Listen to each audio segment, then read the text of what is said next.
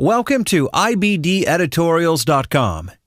ACORN Senator by Investors Business Daily, September 30th, 2008. Election 08. Barack Obama wasn't just the second largest recipient of Fannie Mae and Freddie Mac political contributions. He was also the senator from ACORN, the activist leader for risky, quote, affirmative action, unquote, loans. Despite efforts to blame the rescue bill's failure on the GOP, it should be remembered that 95 Democrats, some 40% of the Democratic caucus, withheld support. Obama himself also deserves blame, not only for the bill's failure, but also for the crisis it was designed to solve. As the New York Times reports, quote, aides to Mr. Obama said he had not directly reached out to try to sway any House Democrats who opposed the measure, unquote.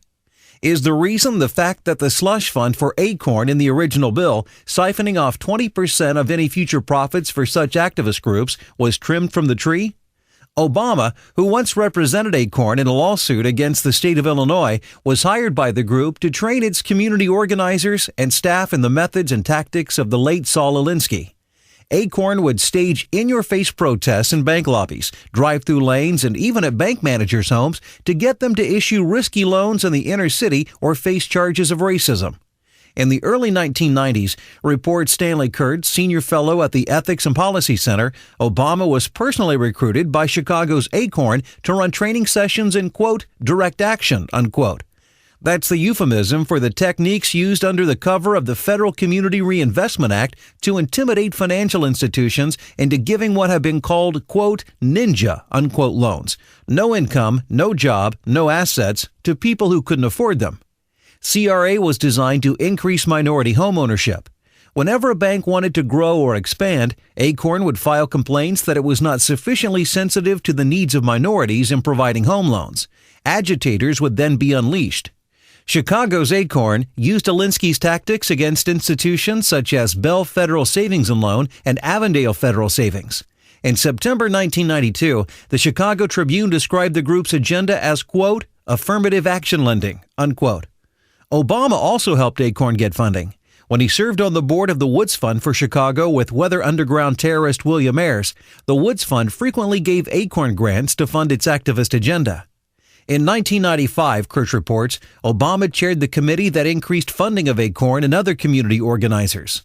The committee report boasted that the fund's, quote, non-ideological, unquote, image, quote, enabled the trustees to make grants to organizations that use confrontational tactics against the business and governmental establishments without undue risk of being accused of partisanship, unquote. The CRA empowered regulators to punish banks that failed to, quote, meet the credit needs of low-income, minority, and distressed neighborhoods, unquote.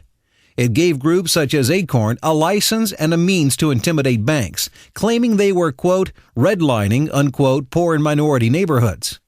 ACORN employed its tactics in 1991 by taking over the House Banking Committee room for 2 days to protest efforts to scale back the CRA. As a former White House staff economist writes in The American Thinker, Obama represented ACORN in a 1994 suit against redlining. ACORN was also a driving force behind a 1995 regulatory revision pushed through by the Clinton administration that greatly expanded the CRA and helped spawn the current financial crisis. Obama was the attorney representing ACORN in this effort. Last November, he told the group, quote, I've been fighting alongside ACORN on issues you care about my entire career, unquote. Indeed, he has.